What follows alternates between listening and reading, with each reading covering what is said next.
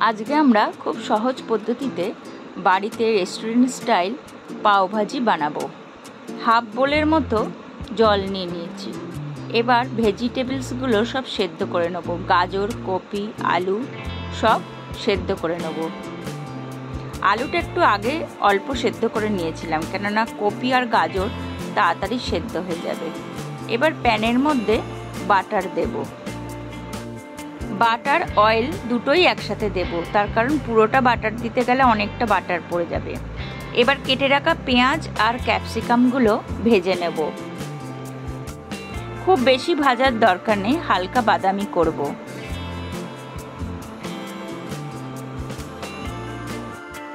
এবার পেঁয়াজ আদা রসুন বাটা দিয়ে দেব।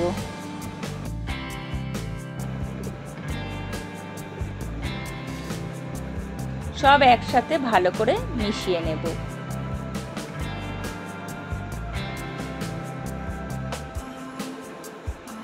স্বাদ মতো নুন দেবো। কাশ্মীরি লাল লঙ্কার গুঁড়ো দিলাম, হলুদ গুঁড়ো দিলাম, ধনে গুঁড়ো দিলাম।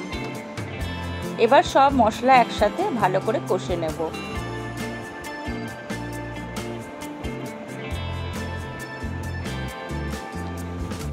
তেল ছেড়ে গেছে। এবার একটু গুঁড়ো করা চিনি দিয়ে দিলাম। আমি গুঁড়ো করা চিনিটা ইউজ করি। চিনিটা গুঁড়ো করা থাকলে কম লাগে, আর গোটা চিনি অনেকটা বেশি পড়ে যায়। চিনি তো খাওয়া শরীরের পক্ষে ভালো না। আচ্ছা, এবার আমরা পাওভাজি মশলা দিয়ে দেবো।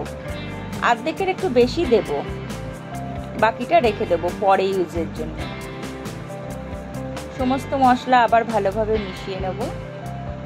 এবার যে ভেজিটেবলসগুলো আমি বয়েল করেছিলাম সেগুলোকে ভালো করে স্ম্যাশ করে নেব।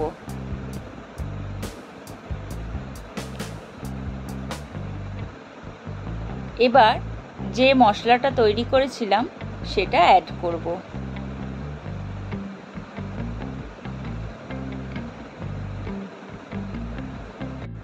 অনেকে এই সবজিগুলো সেদ্ধ করে আবার ফ্রাই করে, কিন্তু আমি সেটা করলাম না, কেন যত ফ্রাই করবে তত আনহেলদি হবে।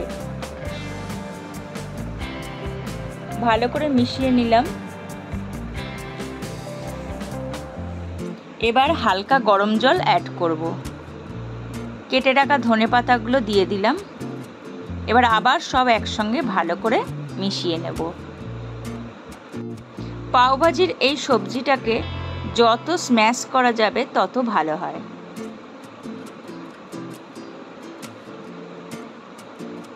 এবার নাবিয়ে রাখলাম।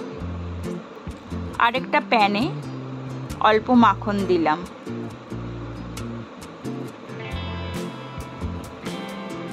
জিঞ্জার গার্লিক পেস্ট দিলাম।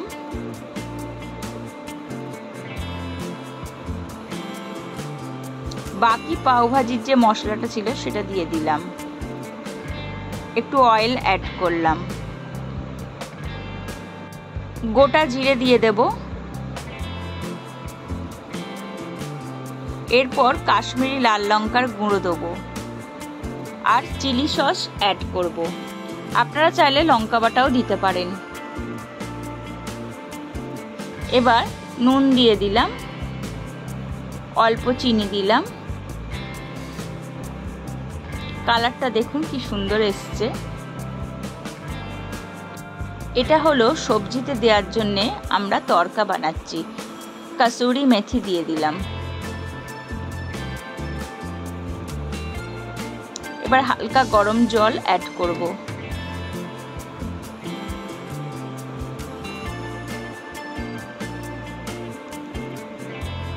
দেখুন একটু ঘন হয়ে এসছে।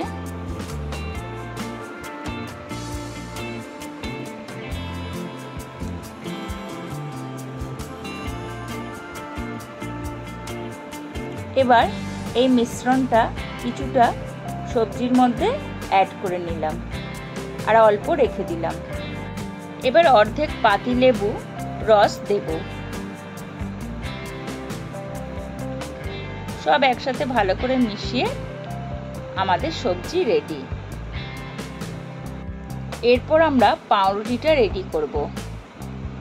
পাওভাজির ব্রেড নিয়ে এসেছি। ওই যে মশলাটা রেখেছিলাম তার মধ্যে ব্রেডটাকে কেটে দিয়ে দেবো। একটু ওলট পালট করে, বেশি ভাজার দরকার নেই, হালকা ভেজে নেব। মশলাটা যেন পাউরুটিটায় ভালোভাবে মাখে।